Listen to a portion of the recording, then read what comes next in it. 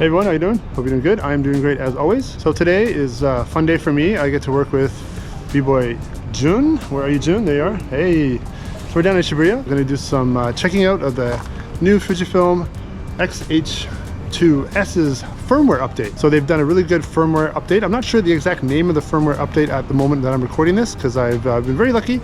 Gotten a hold of the camera and the firmware a little bit ahead of time, so I can go test it out in the street. The main thing I'm going to be looking for with this firmware update is the improvements to the autofocus. So talking to Fujifilm, they have kind of pointed out about 10 different things that they've been told needed improvement with their autofocus over the last little while. And so me and Jin are going to go through and kind of like test the camera, see how it works with those different points, and just see if the autofocus is working better than it did before when I tested it, and just see how we do. So basically we're in Shibuya.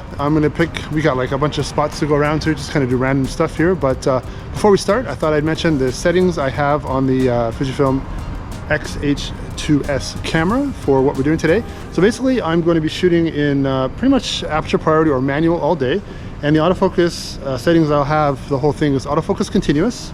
The autofocus mode will be wide and tracking, so the autofocus mode will be wide tracking. I do have face detection on, but I have shut off the eye detection just to make it simple, just keep it on the face in general. And I don't have object detection on either. I shut that off just to make sure it's nice and simple. So let's just see what we can do and have a fun day with Jun. And might be a bit of a longer video, but hopefully stick with it and it gives you some good information, because I think they've apparently done a really good job of improving the autofocus on this. So hopefully we can put it through its tracks and put it through its battle, or whatever you want to call it. I can't speak English half the time anymore. And see what we can do. So cheers, let's go. Okay, so spot one, we're going to look at Gyakko. So you can see right now, the sun is behind me. This is reverse light coming from behind the person you want to take a photo of. And basically what happens when you do this is sometimes the camera just loses all track of the person. So we're going to try to see if the autofocus will stay on Jun the entire time, even if I put him like super into Gyakko, super into the reverse lighting. And let's see what happens.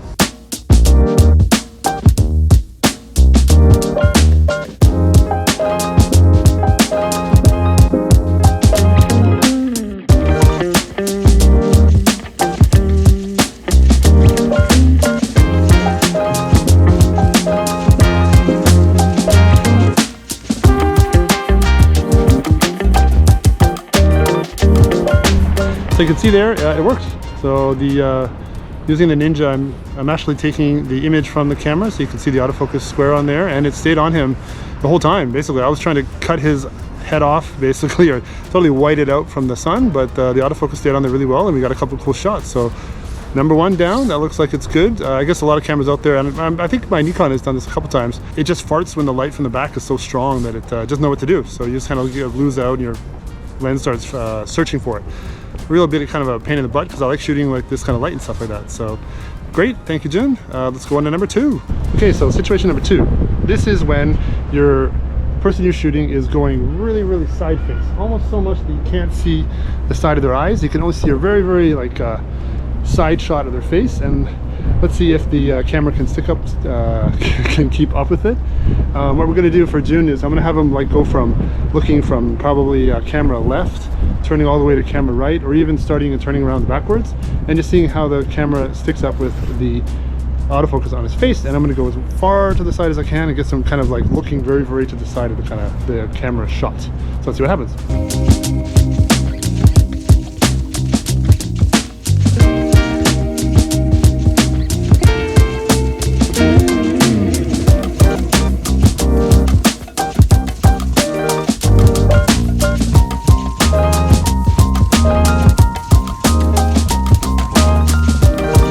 Yeah, so that one worked too. Number two is good. So I guess getting the really, really side shot was troublesome with the Fujifilm X-H2s for some photographers. So they let Fujifilm know that it was a problem, and it seems to be working awesome now. Even when Jun was turning around, had his face completely in behind, the autofocus was sticking on his head, no problems. Even though he has a hat on, I couldn't even see his eyes. It was staying on his head really, really well. So good, great. Now on to number three. Yay! Okay, so for number three, we're going to do one where I'm going to have Jun dancing slowly at first in an upright position, and then quickly go down to his down to do footwork, and move really quick. So it'll be a quick change in speed basically, and see if the autofocus can keep up. You know, this happens in sports a lot, say basketball, where people are slowly dribbling and then go off, or people are slowly walking and shoot off and stuff like that. It happens in breakdancing a lot, and a lot of sports I cover as well, so it'd be helpful if this works. So let's see what we can do.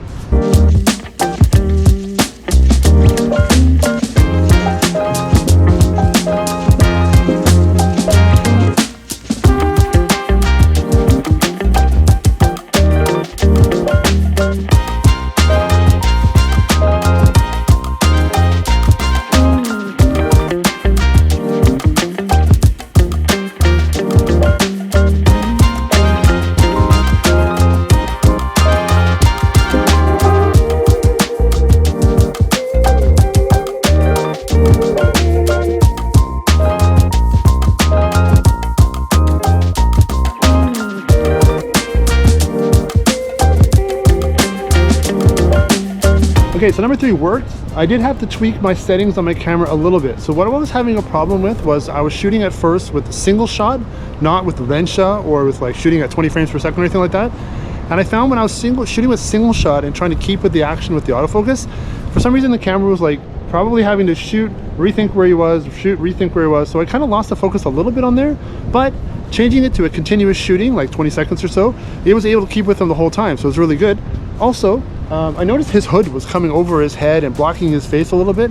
That might have been having a bit of a problem with it as well, so we tied it up around his chin, and that I didn't want him to take off his hood because it's too cold out today. It's freezing out here, but that seemed to work out really well. So I think we did good on there. The autofocus kept up with it surprisingly well. I was really happy with that. You might have noticed at one point when he did a little backflip, the autofocus went to his foot, but then it came right back to his face as it came around. So stuff like that is really cool. It's neat that it worked out that way.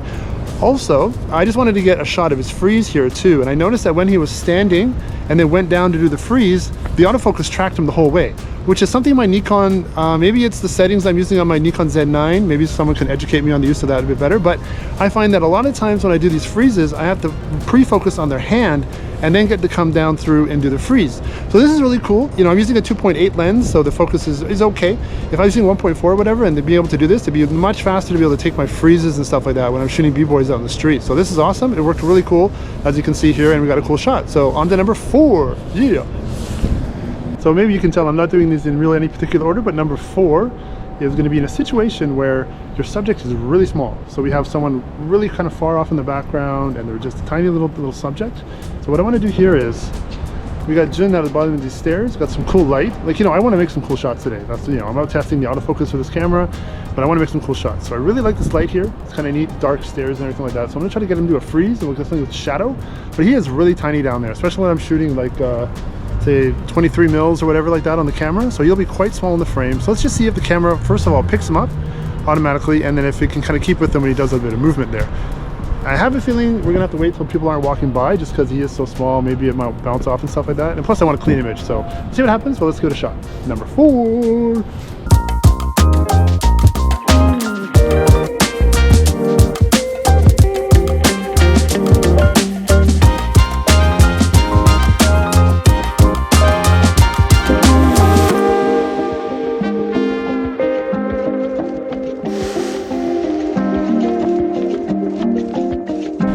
Juncho, B-boy Juncho. Okay, so number 4 was person real small in the view, and see if the camera could find it. And you can see when I was not even pre-focusing or anything, the camera picked him up with the little white box. And then when I wanted to focus, I focused on it real quick. You might notice a couple times when I was waiting for Jun or just kind of looking and watching the scene, the autofocus was popping to a few people here and there. I wasn't pre-focusing or anything. That was just the little white box there. And of course, the camera doesn't know exactly where I want to focus naturally. It's a camera. It's not a human being. There's no AI in this thing. So it's going to pop around and do that kind of stuff. But once I wanted to get it on Jun and it was on him, and I started to focus and take the shot, no problems at all there at all, even though it was so tiny. And I was really surprised too, because even though he was ultra tiny in the shot there, you can see a little tiny white box. You got him right away. So it knew he was down there and know what was going on. So that's cool.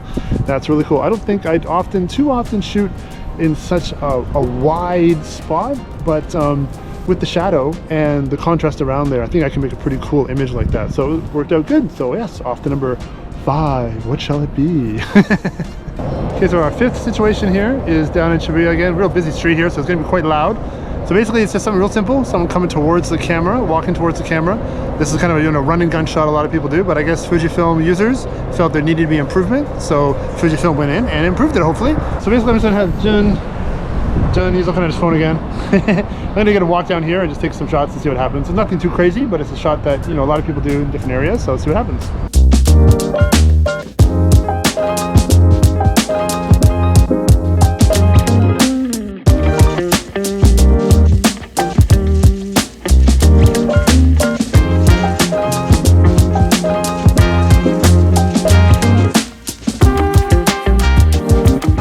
Okay, so it seemed to work.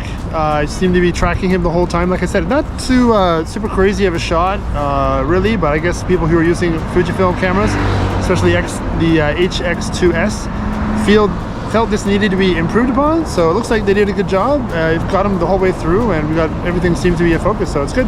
Again, shooting continuous with 20 frames per second seems to help keep that focus on him the whole time. So hopefully that worked out, and we got a cool shot. On to number 6. Okay, number 6. We've come up to Miyashita Koen. This place is awesome. If you're ever in Shibuya, check it out. There's a cool skate park in that down this way. I got a video of it when it just opened up, so check that out too. Now in this spot here, number 6, we're gonna get Jun to be moving kind of erratically from left to right on the horizontal plane, you could say. So yeah, just to see if the autofocus can keep up with his breakdancing. I know when shooting breakdancing and stuff like that, a lot of the B-boys will kind of be moving back and forth like this way a lot, and if hopefully the autofocus can track them and stuff like that. Sometimes it doesn't, sometimes it farts, so we'll see what happens. So yeah, number 6, erratic moving left to right. Cheers.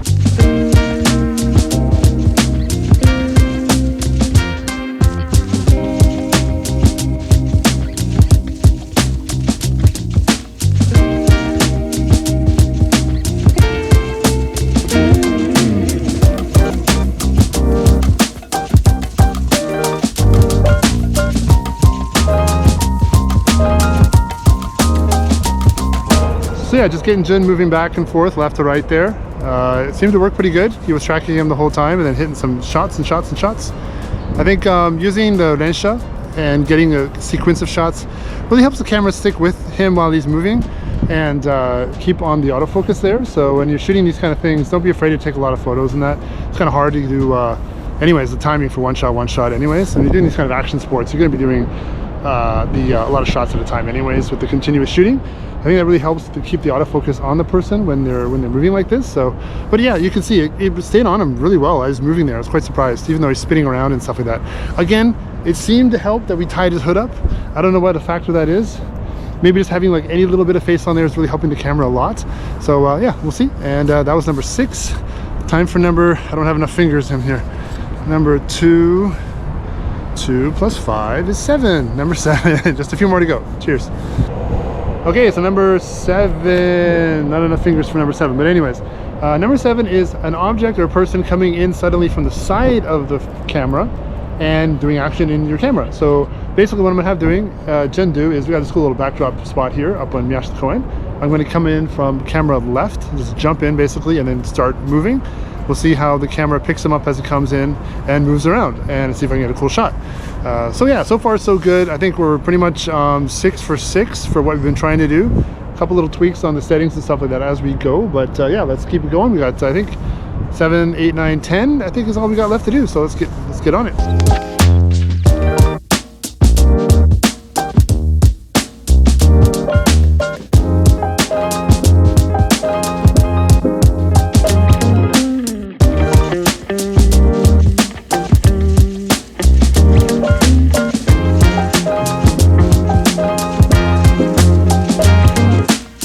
That was number 7. Someone coming in from the side suddenly, so it worked out. I think, you know, if you have that little focus square in the dead middle and someone comes running in from the side, it doesn't seem to want to grab them when they're on the very, very far side of the camera right away. When they come in the middle, it picks them up real quick, and it's really effective, and you got them right away. So I think if you're in a situation where you know your subject is going to be popping in from the, say, the left or the right, I think the second time we did it, second or third time we did it, I put the little square focus mark over on the left, and you could see it he wasn't even on it yet, and it picked him up really quick. So there seems to be like a nice big area around that focus square that the camera's watching for something. And it picked it up real quick because he jumped in. So like I'm saying, maybe if you have it in the middle and someone's jumping in totally randomly from the side and you're not quite sure, you might need to move the camera, pick them up, and then reframe and track them and stuff like from there. But if you're in a shooting situation like I am today, where I know where the b-boy's coming in, you know where your actress is coming in, you know where your model is coming in, move that little square over to the side of either the left or the right side, wherever they're going to come in from, and it seems to pick it up really quick. As soon as he came in, you could see the little white boxes there, and then I could start shooting real, no problem at all. So again, like it's working quite well. Yamanote Sen is quite loud. And you know, no, it's not magic, so it doesn't know exactly what I'm going to want to do and all that kind of stuff. But I think when you consider your situation and what you know is going to happen and what you want to do, just kind of, you know, doing these little tweaks to the camera really helps it along a lot. And once it gets it, you know, it's keeping it really well. I'm quite surprised with him flipping around and spinning all that stuff. It's staying on him in all these situations really well. So good on FujiFilm. Okay, we got just like 2 or 3 more to do, but we're getting some lunch now. So yeah, I'll talk to you back in a second. Yay! Okay, so number 8, we're down back in the heart of Shibuya here. This is a really iconic spot underneath the bridge. The Yamanote Sen goes through here, and this has been in many, many videos and stuff like that. So now this one is a really simple thing, something I do a lot, and it's just doing a big burst of images of something moving. Using a rensha, using this blast of 20 images, 40 images. I think I'll turn this up to 40 just to see what we're doing and see what we get. And just see if the autofocus can keep up with the movement. I guess in the past, you know, you drop a few frames here and there and that. So we'll see what the new update does for that. So hopefully it's good. Hopefully we get something cool. I love the spot. I've shot down here so many times before. If you're in Shibuya, this is basically just up from Shibuya Station, off on the right, down a little bit of a street here. A little bit hard to find now. They're doing some construction here, but it's also Yamashita Koen is right behind there up on top. I'm sure you'll be able to find it if you're in here in Tokyo. Let's check it out.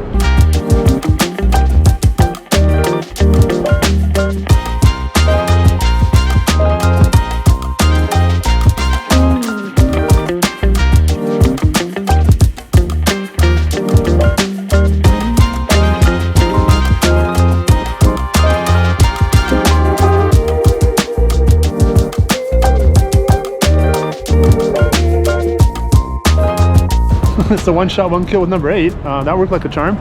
It seems like when you're doing the continuous shooting with the burst shooting and stuff like that, the autofocus doesn't even like care that you're taking photos. It just keeps with them the whole time. So you can see in the video we had, it's on him the whole time, and every shot in there, I took like 80 shots, 40 frames per second. He was doing like 2.5 seconds, 3 second move there. Got way too many photos. But it's kept on him the whole time. So yeah, 1 shot 1 kill. You know, there's a lot of times where I have very, very little time with the b-boys or with the dancer or some sort of athlete, and I just need to bang out something now. So having the autofocus stay on them with these this kind of sequence of photos helps immensely. It's so much nicer. So cool. That's number 8. Let's go track down number 9. Okay, so number 9, we're in the same spot. Basically now what's going to be doing is Jin's going to walk behind these poles, and I'm just going to see if the autofocus can keep with them, keep tracking them. So oftentimes your autofocus will jump to whatever's in front of or closest to your camera, so whatever's in front of your subject if they walk in behind something. So I just got these 3 or 4 poles here. They're kind of cool. Got these little stickers and stuff on them. Shibuya is kind of known for its graffiti and its messiness and stuff like that. Yeah. Jin even popped on one of his crew stickers here, so that's cool. So yeah, I'm just gonna get him to walk here. So it'll be basically something that comes in front of the subject or in between the camera and the subject, and how the autofocus takes that. So number 9, here comes the train. Ah!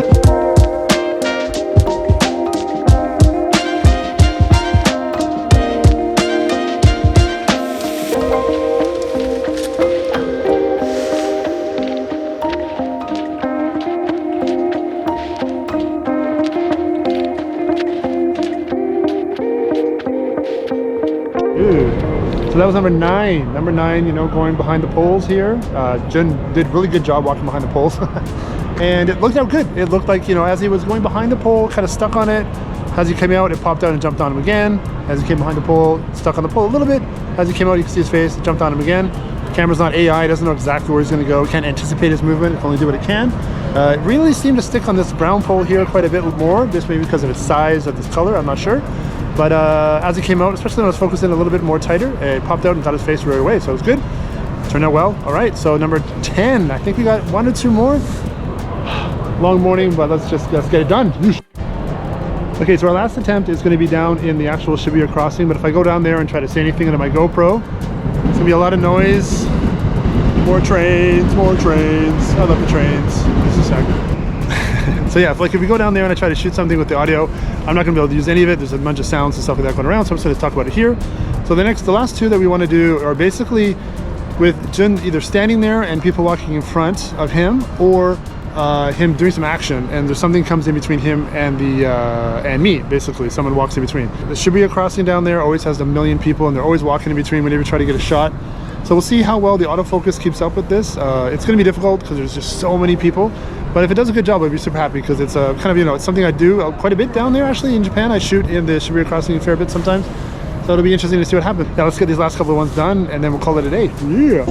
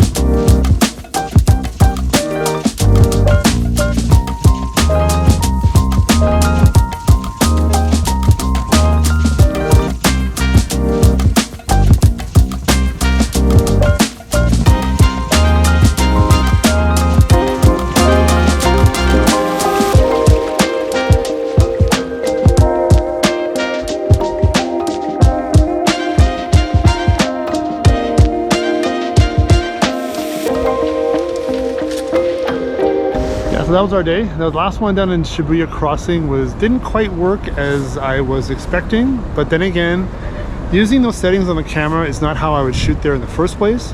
I wouldn't shoot with that many people coming and going and moving in between me and the subject. I really wouldn't be using continuous focus anyways. It's kind of a moot point in that type of shooting spot. I would do a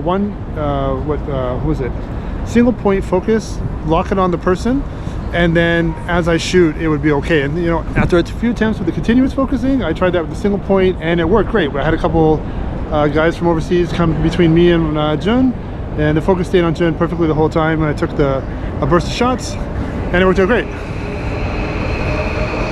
Trains, dun, dun, dun, dun.